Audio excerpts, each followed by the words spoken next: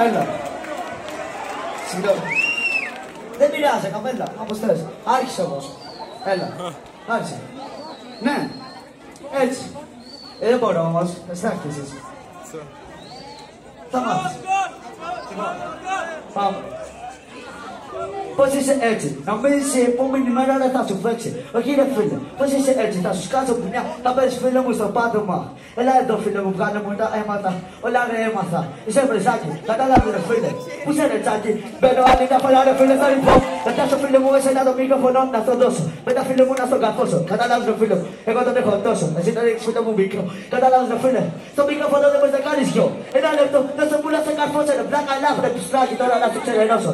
Συγγνώμη που στο κάνω. Συγγνώμη που σε πιάνω, μπορώ να πω και κάτι παραπάνω. Μη με στραβώνεις, μη με θελώνεις. Παίρνεις το πούτσα μου ρε πλάκα με καβλώνεις.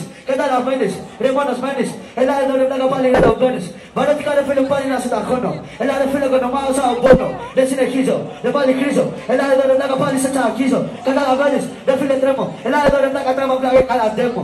Και δεν γάμεις, ενώ εγώ σε γαμώ ρε πλάκα πάλι σε αυτό σχεδιασμό. Συγγνώμη.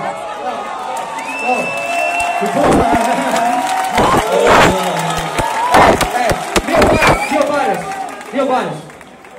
Αν με αυτό το flow ράπαρες μέσα στο μέτρο, θα έχεις βγει εκτός από το πρώτο μέτρο.